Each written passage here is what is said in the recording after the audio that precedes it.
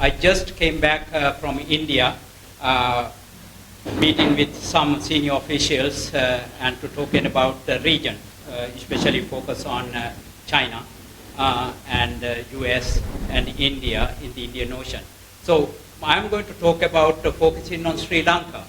So I do not have any answers to any of the things I'm talking about. I'm just going to open up you to answer these questions yourself.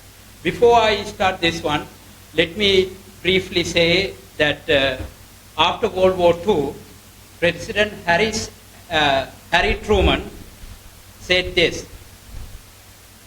there is nothing new in the world except the history we don't know.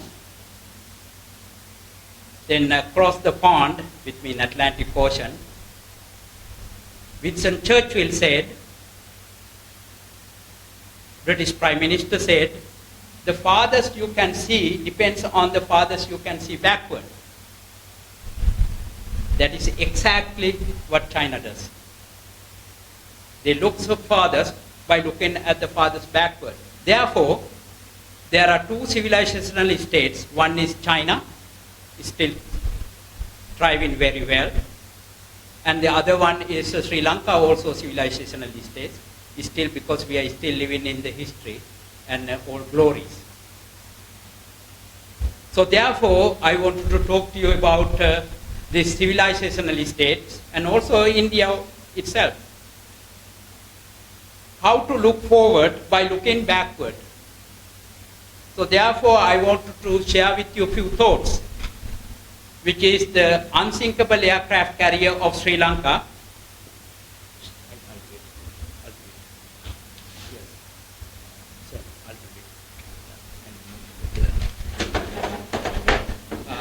So it is an unsinkable aircraft carrier of Sri Lanka. I have written about there are two unsinkable aircraft carriers, which I'm going to talk to you a little bit later. One is Sri Lanka. I didn't introduce this word. It is a former Indian Foreign Secretary, Shankar Menon, 2016 said, to the south of his country, India, there is an unsinkable aircraft carrier. He was referring to the phrase that used by Douglas MacArthur and his father in the Philippines. I will come to that one. So given this one, we have a tremendous problem and challenges in Sri Lanka. I'm going to look at it, the three superpowers or powers play and what is its interaction in Sri Lanka, what kind of options Sri Lanka has for the future. But if you want to find the answers, you need to know the problem. Problem is not what we are talking about. It is not the debt crisis. It's more beyond that one. So I am going to talk about this interaction, the both political and economic and commercial side of it, these three countries and interaction taking place here in these island nations. So given that one,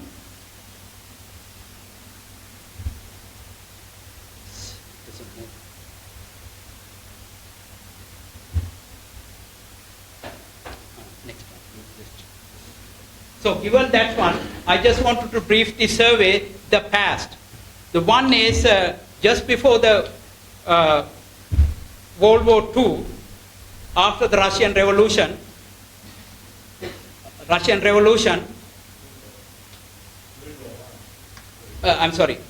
World War I, in 1917 October Revolution, the British geographer in Cambridge, Mackinder, talk about the power base. He said, who ruled the heartland rules the world. And who rules the command of the island will command the world. This is his idea at that time. Remember, this is the Russian Empire at the height. And the world is changing during the revolution. And he said, in order to understand the natural seat of power, we need to look past, like Churchill said. And there are two kinds of wolf wars. One is the land wolves, other one is the sea wolves. At that time, there is no air wolves, because not airplanes were involved in the wars. at that time, and then technology will make the difference. Technology is the driving force 100 years ago, and it will continue to be even right now. Given that background, American military strategies, he said the sea power strategy. He said whoever controls the Indian Ocean dominates Asia. Actually, he didn't say that. But both Chinese and Indian scholars and military strategists they said that one for budgetary reasons. They want to get more budget from their government. They said there is a threat and we need to increase our budget and so forth and so on. But these ideas have a powerful impact on the way we think about the world. This is the sea power strategy. Because the United States, they are bound by the two oceans on the both sides, Pacific and the Atlantic Ocean. So America's sustainability and power depend on these two oceans. Therefore, they need to protect it. That is why we can go into the history. And Alexander Hamilton wants to have a U.S. Navy forces, and he wanted to have a commercial nation. These are ideas of Alexander Hamilton. So these ideas are kind of perennial in the American history. But looking at it, if you look at it, the trade, commercial engagement with the US is mostly in the Pacific Ocean and also in the Atlantic Ocean. So America is still continue to be the dominant sea power. In order to have that kind of sea power, commercial engagement, we need to have a freedom, national navigation and peaceful for commerce. And there's an idea about peace and commerce is critically important when you think about how the Chinese look at the world. I will come to that one when I talk about Admiral Chung He's visit to Sri Lanka several times. So then the instrument of that power is come from the harbors and ports and ships, which you are also seeing in Sri Lanka. That is happening as we speak, from Hambantota to Trincomalee to Colombo, which we'll talk about in later. And access to those places, both in the military purposes or the economic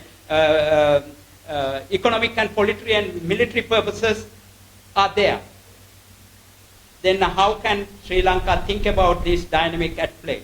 And how did they work 2,500 years ago when the Sri Lanka has a diplomatic engagement with the Europe and East in 2,000 plus years ago? We'll come back to that one in a moment. So here, now China looks at the backward in order to look for the future. Then China, before European comes into this part of the world 500 years ago, China was the dominant economic power in the region. They have the Silk Road going from the Xi'an, the Chinese ancient capital, where I first started to teach, and then I taught in 27 Chinese universities and traveled all over China, all the 34 provinces. So I traveled all the Silk Road from the northern part, all the way to the Kazakhstan border and also to the southern part and everywhere in China, all the provinces. So there, when presidency introduced that idea, it goes on to the northern route. It is called the Silk Road. And the southern one is the Maritime Silk Road. And these two ideas together is called the One Belt, One Road, BRI, Belt and Road Initiative. And where this rejuvenation and history come into the forefront, this is as the civilizational state is coming into play. The long history coming into the forefront and challenging the existing power, United States. So there, they combine two different dynasties. One is the Tang dynasty that's going journey to the west from Xi'an. Other one is the Admiral Chung He's visit from eastern part of China in Shandong province, down coming down the South China Sea and to visit in Sri Lanka 3 times. And you probably know the gold tablet that they put it in Sri Lanka and now is in the National Museum here. That's called the not Indian Ocean, but Western Ocean. This is to remember. This is the Western Ocean in Chinese literature, in Chinese poetry, even before Admiral Chung He came in during the Ming Dynasty. So now there are 2 dynasties to come together in a BRI. One is the Tang dynasty, is that the northern route that goes all the way to Netherlands, Amsterdam. Other one is the South China Sea, all the way to go to the Athens. on the maritime Silk Road, which comes under the Ming Dynasty. Two together, now they combine these ideas. Natural power is integrated into the way China look at the future, because China was the power at that time before Europeans came to colonize this region. So given this, China has a dual strategy. This coming in two different ways. One is the geopolitics, and another one is the geoeconomy. I would like you to think about it, the two ideas together, is economic security. If you don't have a security, you don't have an economic side. If you don't have economic security, you don't have a human security. This is intertwined. So geopolitics and geoeconomic is integrated in the China, look at its power projection to the world. This is part of where America went wrong. So I will talk about that there in the later. So what is the China's strategy? To bring that national rejuvenation by the President Xi Jinping, bringing the history back to the forefront of the China's glory to the future. So strategy involved two unsinkable aircraft carriers. One is called the original version, is Taiwan, another island. Other one called Sri Lanka, the land of Buddhist. Parksian talk about it, and I will come to that one, what Swan Sen said about Sri Lanka. More than any other Sri Lankan chronicle, even more than the Mahavans, they talk about that one in the Chinese chronicle, about the detail about the Abhayagiri and Mahavihara in Anuradhapura period. By the way, I am born in Polonnaruwa, and the great second capital of Sri Lanka, and I was a former representative with the UN, and I had the privilege to work with my friend Susanta when he was in the foreign ministry as the legal advisor. So I have a little bit connection to Polonnaruwa because that's where I grew up, and I went to Sri Javardhanpura, and from there I went to the US, my third scholarship. So here, China's dual strategy is focused on Taiwan. I was teaching there before I went to Poland. Before I went to Taiwan, I was in China. Before that one, I was at Harvard and China Center. So given this one, this is the two strategies involved in East China Sea. One is to make it a claim for the territorial claim for the Senkaku Island, which they have a conflict with the Japanese. The second one is Taiwan. Taiwan, during the Qing dynasty, they called it was part of China, but they want to reunify. So that is the national rejuvenation part, bringing that history to the forefront. They need to say we need to reunify Taiwan into Chinese mainland, if necessary by force. That's what President Xi Jinping said. This is the contention between the US and China. I will elaborate a little bit later. Then the second part, third component to that one, South China Sea. There they created the artificial islands. And it says the President Xi Jinping with the President Barack Obama in Sunnyland, California. That time he said, we promise we are not going to militarize them. But they did. There are 11 islands. They can have an aircraft and the ships can reach to this 11th island, artificial island. There's another artificial island is being built over here. It is called the Colombo Port City. And if you look at that one, the design is the Taoist. Look at the main angle on that circle. It's directly go to Beijing. How many acres are there? Hectares? Look at the add all together. It's a Taoist hidden meaning to it. It's come to 8, number 8.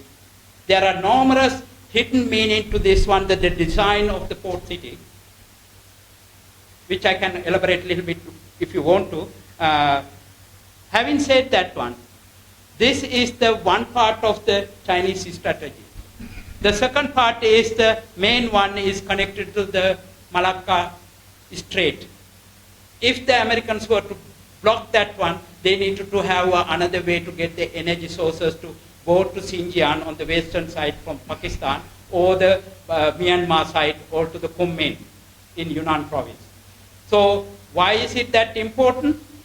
Because they are calculated. This is the way how China calculates. They don't want to have a war. They wanted to win a war without a war. So in that strategy, Sri Lanka is critically important from their strategic thinking. And remember, Admiral Sheng Ho came here. He came to the Western Ocean, not to the Indian Ocean. That makes India nervous. When I talked to this one a few days ago with the Indian senior national security officials, because they have no clue how the Chinese thinks about the world. They think Indian way, just like Sri Lanka think the world Sri Lankan way. We have all the solution to the world problem, not to at home. This is not problem. This is a problem with Americans. America thinks the entire world is like American. No, if you want to understand something, think about how they think. Lao Tzu said, know the enemy better if you want to win the war. China does that, exactly that. They think like a Sri Lankan. That is why you have a lotus tower.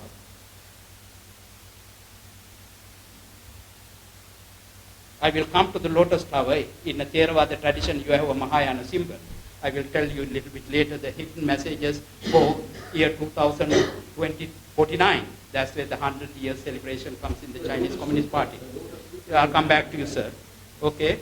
So then this is a strategy here. That's the third strategy is put on the China restless stage continuously. Put in the pressure on from the south, from Sri Lanka, because we have the tallest telecommunication center here in the South Asia, and they can monitor communication networks, they said, of the peaceful purposes, but now there are research ships coming in. Last year, the Wang came in, the Jinping came in this year. The survey, the topography of the sea level, okay, with your NARA and the Rona University and so forth and so forth. We come back to that one if you want to, what they think and what you think and where is the discrepancy of this thinking. So this part I want to emphasize is there is a constant struggle in Arunachalam border in the northeast side, and then in the Ladakh and where the Galwan conflict happened in the northwest side of the Himalayan mountain. They have a pressure over there, and the Chinese and Indian forces are face to face. In the middle of this wintry mountainous area that nobody can live there. So, and on the west side, then the CPAC, the China-Pakistan economic corridor that goes through the Gurdwara to all the way to the Islamabad to the north to the Xi'an. Not only Sri Lanka, then Bangladesh has their own project with the Chinese and also with the Nepal. And Bhutan is different because their foreign policy is controlled by the central government of India. So that's also have another Doklam issue, which we can talk about.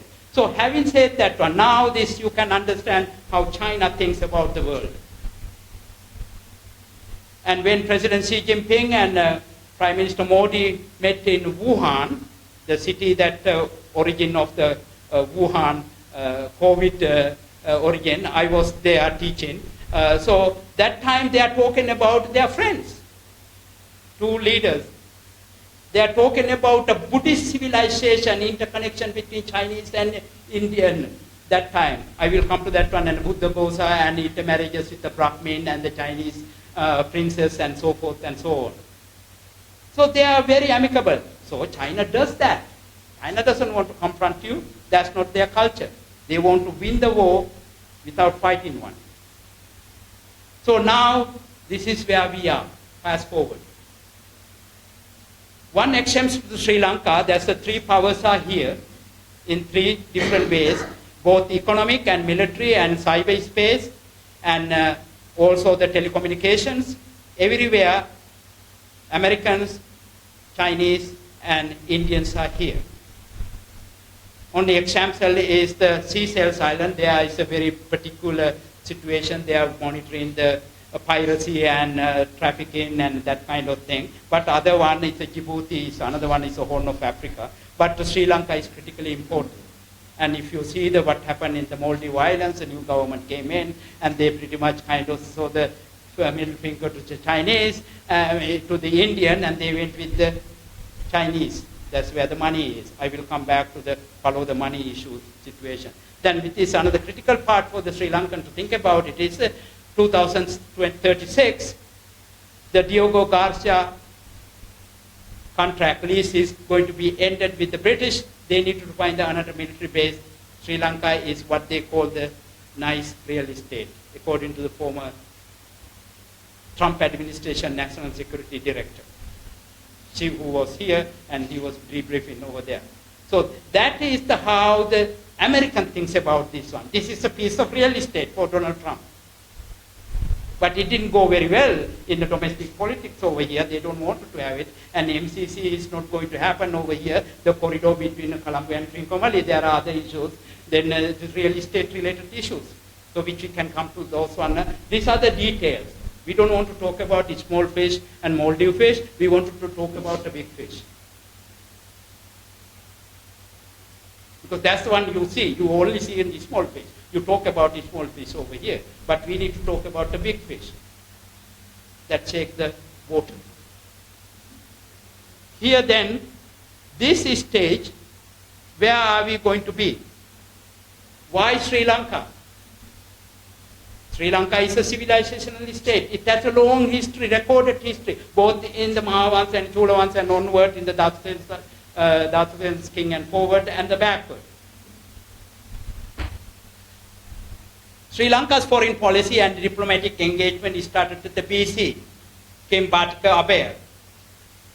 And then he started the emissaries to Rome, long history. And diplomatic relations start with the Roman Emperor Calidus in AD. And embassies carrying gifts from the Sinhala kings to the Chinese began in the 1st century. I will come back to Anna because I got interested in China because I'm from Polonnaruwa. Because the King Parakamabahu sent rice to Mahavali River all the way to Trincomalee. That's why we have a China Bay. We don't have an American Bay. We don't have an Indian Bay. We have a China Bay. Thanks to King Parakamabahu. I'll come back to that one in a minute. This might be interesting to you because I went over there and trying to look about the importance of the Trincomalee to all the powers. So there, Buddhist path, the Tripitaka is critical to the Chinese. This is a spiritual angle. That's where the Tripitaka was very earliest Chinese and Indian pilgrims. They look at this Tripitaka is very fragmented, whether it is Sanskrit or Pali or Indian Chinese.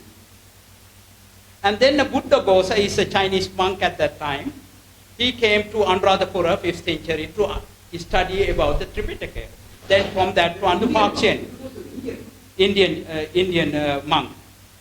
Then followed by the Pakshian or Pahian. Okay, you have a Pahian Gala in Kalutara district.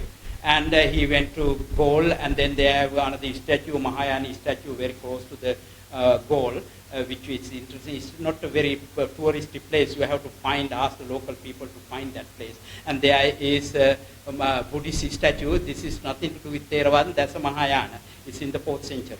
That's where he stopped first before he went to the Sri Pada and ended up in Anuradhapura. Okay, he spent 2 years here. And then Swansen, more importantly. He didn't come here. He came to Varanasi, and there are Sri Lanka had that civil war, and there are a lot of commercial engagement, and Buddhist monks were in Varanasi, and they said, don't go. Then he wrote about... Okay, that's fine. Sure, that's good, very good, excellent. So he went over there, and they had the engagement. He wrote about this, Swansen.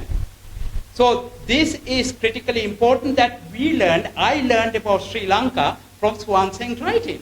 Of course, from Mahavansa, sure.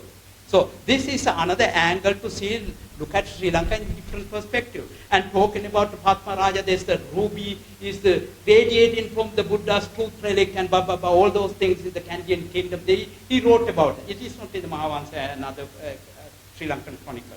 So this is kind of interesting to me. So then Swansen talked about on Abhayagiri monastery built in the 2nd century BC. He said, widely diffused Tripitaka. If you want to study Buddhism, go to Anuradhapura. that is the center of Buddhist knowledge, and that is where I have 5,000 Buddhist monks, and there are many nuns were there, Buddhist nuns. And then he said there are Sinhala monks, and I don't want to go into detail about it. And he also talked about Abhayagiriya Mahavihara. They have a Buddhist, Theravada and Mahayana was coexisted. Remember that one. During the Swan Sen was India, and there was Abhayagiriya and Mahavihara, Theravada and Mahayana coexisted. That is very important to Chinese thinking. Let me compare to that one, circle back again. So here, Buddhist inspiration for both Chinese monks. One is in the previous to the early centuries, then the Swan Sen came in the Tang dynasty. And here, they were talking about Padmaraga, is the pagoda of the sacred Buddha relics of Buddha. Faxian wrote about that as well.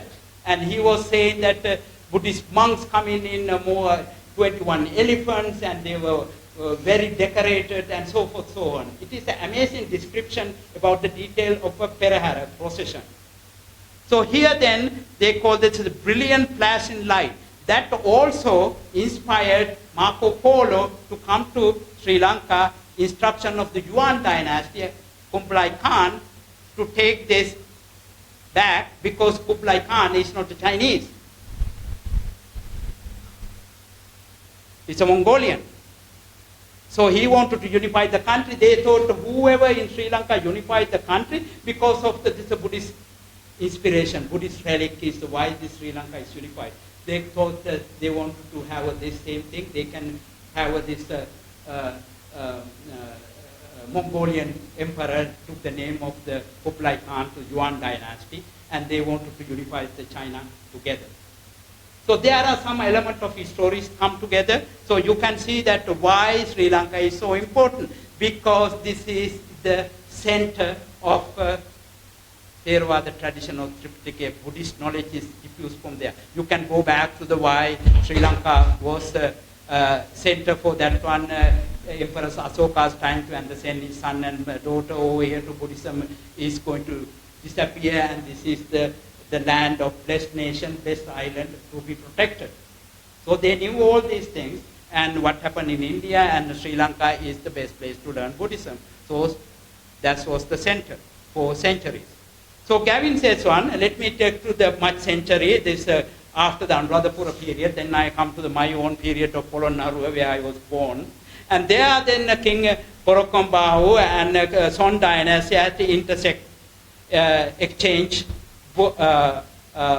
gifts and commercial trade going on, especially with the Sri Lankan Parakambahu used the sword for his kingdom made in Chinese and all those other weapons for them. And Sri Lanka export rice from Polonnaruwa district, Polonnaruwa region. So there, more interesting part was, it is in the Chinese Chronicle talks about it, that one, actually there's a Professor Kinston Silva, Sri Lankan historian, whom I knew that time, and he wrote about this one. He said that King Parakambahu also employed the Chinese soldiers. You can see the power of that one, because our ships, they are all built in foreign countries, but it's landed in Trincomalee, China Bay, and when it's going through the Bengal Bay, they were attacked by the piracy. They were to have our Chinese soldiers in Parakambahu's ships. So he wrote about, it's a brilliant analysis about Kinston Silva's work on the history of Sri Lanka, if you are more interested in knowing that one. So you can see that canal going from Polonnaruwa and connected to over here going to the Trincomalee, and this is the China Bay, and this is the deepest natural sea, deep place in the world after Hikam and also in the Vietnam. So I'll come back to that one if you are interested in military strategies. So having said that one, now I come back to the much recent years, 500 years. That's where the Admiral Chung He came over here, and he pulled that tablet in gold, which is very critically important. He used the 3 languages, Persian, Tamil, no Sinhalese. Why? King was Alakeshwar. Is he a Sinhalese? No. It's just like we say in the Nisankamala, Polonaru. There are many allocations. I'll come back to that one. Yeah. So that's not relevant to our story. Let's talk about this one. Focus on the Admiral Cheng He came several times. And then, which is important, is this thing. He said, peaceful world built on trade. They are the one on the colonial time, or even prior to and afterward, never colonized the nation. This is very important distinction with the West. They came over here to colonize and extract our resources and take it back. No, this one very different one. They wanted to have a respect. There is the Middle Kingdom over there. There is the Son of God. You have to bow. Respect. That's all. And exchange gifts. That's a different. I come back if you're interested in Taoism and Buddhism, Taoism, and Confucianism entangled with it, because I taught over there. That's why I got the International Confucius Award from the State Council from China, because it's my contribution to China. Because when I talk about, they didn't know a lot of people about Chinese, especially the doctrine of Taoism and doctrine of Confucianism. That's where Confucius was born. I was the professor there, and so forth. So let me talk about one exception to Admiral Cheng He's visit. So there, when Admiral Cheng He came, he captured the king Veera Alakeshwara and took his family and inner circle back to Nanjing, the imperial capital of China. That's also a place I taught at the Nanjing University several times, because we have a connection with Johns Hopkins and Nanjing University. I was there. And there you can see the open museum that Admiral Cheng He's ship. His ship is so huge. It's the size of 2 American football fields. Remember, this is Admiral Cheng He came here almost 100 years before Christopher Columbus came to America, tiny little 3 boats. Remember the maritime technology at that time in the Chinese. These are tiny little 3 boats mistakenly taken to the West Indies. They're supposed to come to India. Now they come to end up in the Caribbean. So almost 100 years prior to that one, China's advanced technology, they have almost more than 600 ships. About 100 of them are bigger than American football team. They have astrologists, astronomers, astrologists and astronomers, geographers, sociologists, anthropologists, geographers, doctors, nurses, you name it. They have everything. Can you believe that kind of expedition voyage that taking place in the unknown place by navigating through the stars and the maritime surface of these oceans?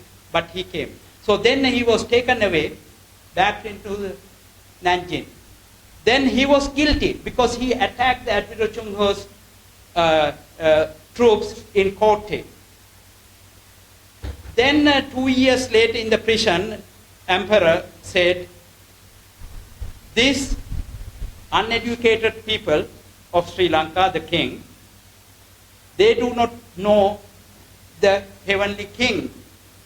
Son is in Middle Kingdom. He doesn't have any respect. They attack their envoys.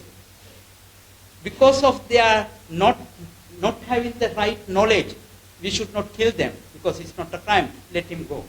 He was sent back with the Chinese emissary to rule Sri Lanka. By the time Parakambau the 14th was king at that time, he quickly eliminated that one. And Alakeshwar was... Yes, sorry. Parakambau was here, and then he was in the ruling the country. Therefore, there was no issue of Chinese emissary to take place, and Alakeshwar just pretty much disappeared. However, there are some his family members stayed in Fujian province and Guangzhou province. I'll come back to that one in a minute. While that part was very important to Sri Lanka's China's relationship. Now there are major investments. This is a one-way investment stream. That is where we have you have an issue with it. This is not a Chinese Sri Lankan issue. This is not the Indian Sri Lankan issue or the American issue or the Japanese or the other multinational organization. Collectively, it is a big Sri Lankan issue. Okay, first I wanted to emphasize not to Polonnaruwa, I know Maitri Ayya, sorry, Maitri Sirisena. So I call him Ayya because we grew up in Polonnaruwa, okay? Maitripal Sirisena, President Maitripal Sirisena, went over there and in the Hainan Island they negotiated, they thought we have a kidney problem, I know about it, grew up in Polonnaruwa, those days we have a kidney issue, you know? And so he got this $100 million kidney, you know, which is wonderful. Okay, it's not too far from where I grew up. And then we have Hambantota and Colombo Port City is going to compete with to Singapore and Dubai. And this is another part we can expand. This is they are looking at 2035. Okay, and there's a more important part is the which I said I want to come back to Colombo Lotus Tower. Why Lotus?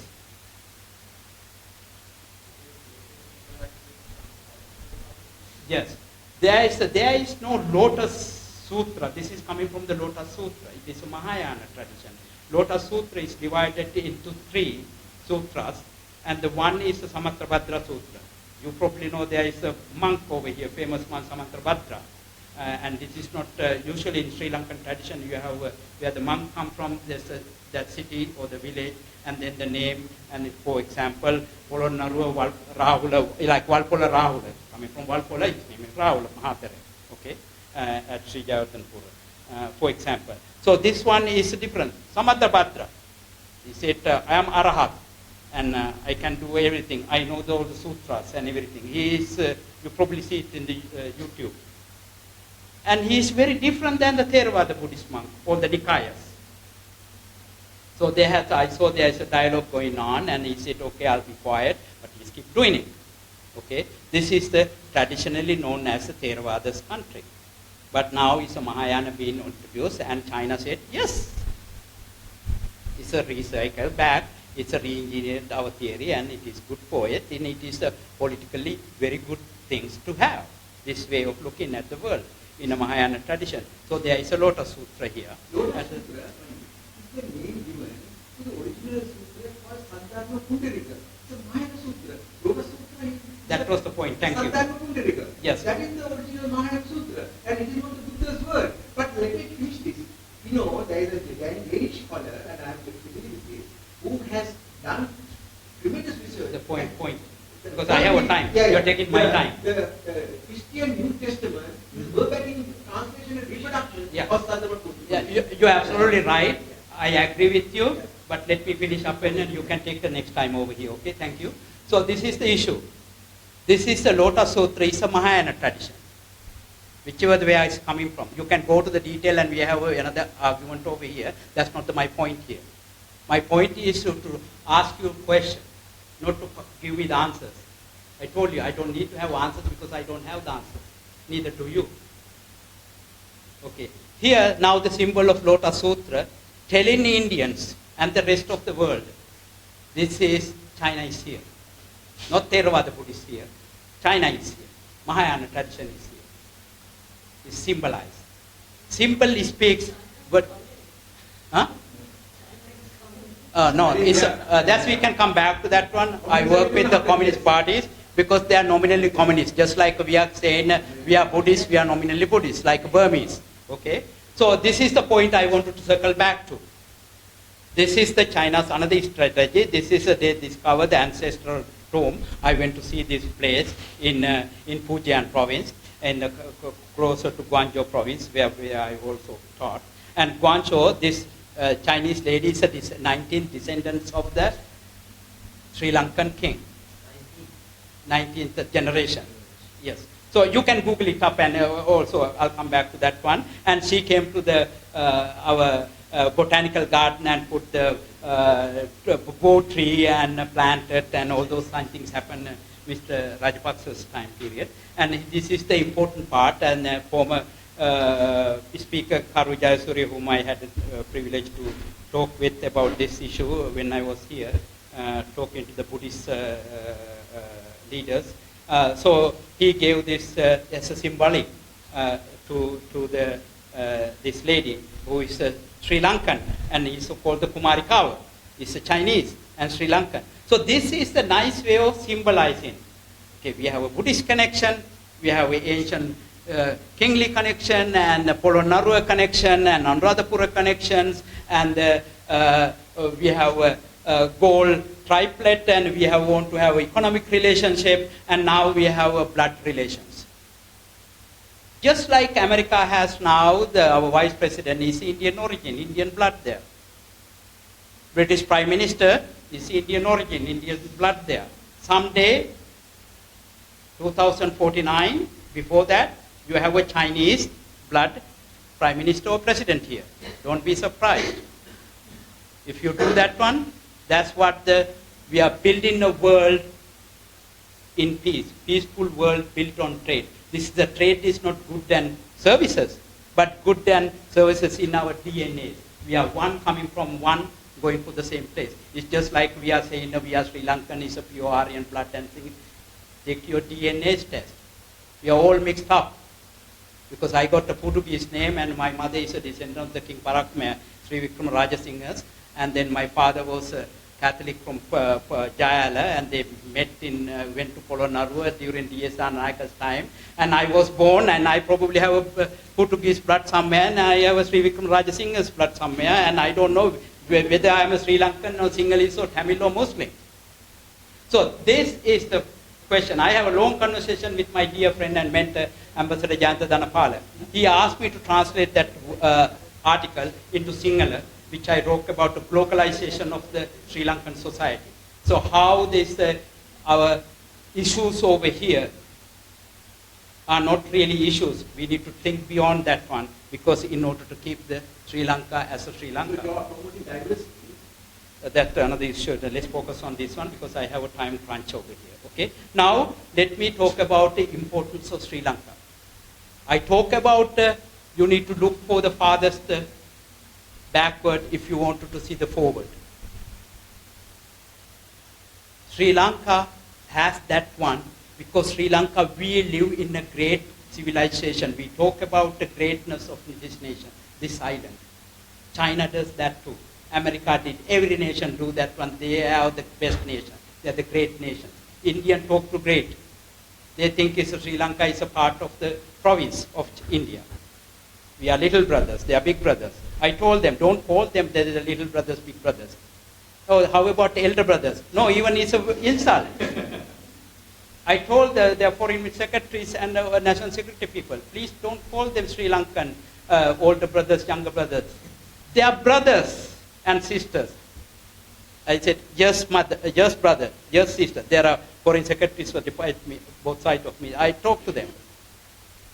So this is the way we need to look at it. When somebody call you younger brother or elder brother, you are downgrading yourself. Why do I? We are all brothers and sisters. So that is the egalitarian system that the Buddhist nation has throughout the years. When we produced the first woman prime minister, an egalitarian system came to the show of the world. And long before any other women prime ministers, we produced the first woman prime minister. When I met her, I told her and gave her a book, and she appreciated because I mentioned about her and the Sri Lankan history and importance of sending a message at that time. Having said that one, Sri Lanka has everything we need to have. Unlike Singapore, for example, they don't have anything. If they don't have a Malaysian water, entire Singapore cut down. No vegetables go in there? No, nothing there. But we do have everything if we were to do something. We wanted to make it Dubai. Dubai doesn't have everything they need to survive, but we do. So Chinese thing, remember, they wanted to make Colombo port the best financial and commercial center and investment center, not Singapore, not Dubai, here. They have everything. The comparative advantage is here than Singapore or the Dubai. What we need is the well-developed human resources. People who can learn, not to people who can teach others. That's the problem with Sri Lanka and other people. They go over there to solve the other people's problem, not to look at ourselves. This is a problem everywhere. When I try to teach, whether it is American or the Chinese or Indian, I tell them to look at themselves before you put a finger on it, because the three fingers at your place. So this is the kind of thing we have it in the Buddhism. If you look at it, That is why I think it's a Buddhist teaching. This is the treasure that Chinese came to learn from us, and is still coming to for that one. This is the treasure that the Theravada tradition gives the reality as it is. So having said that one, this is a blue dragon theory strategy I introduced with my Polish colleague, and she is Indologist and a Chinologist. She speaks both languages.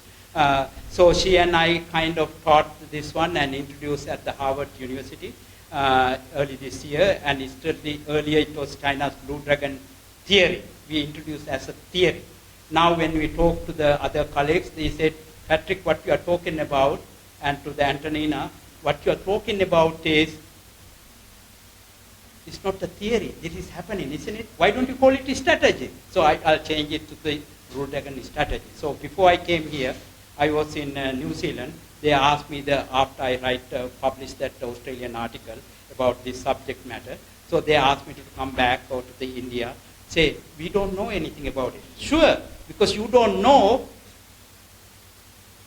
because you think you know, but now you don't know. How come that happened? Suddenly. So that's why we think is you need to learn. Some people think, if I know something, I travel to all these places, I know. I don't. I simply don't. I went to 50 states, 34 provinces, all the Sri Lankan and India, Taiwan, and 142 countries, and work in 143 countries. But I am still a student. I am not an expert of China relations, but I am still constantly learning. When somebody asks a good question, I begin to think rather than answer him, because I don't know the answer. When he asks the question, okay, I got thrown, I need to think, rethink everyone. That's where the progress coming in.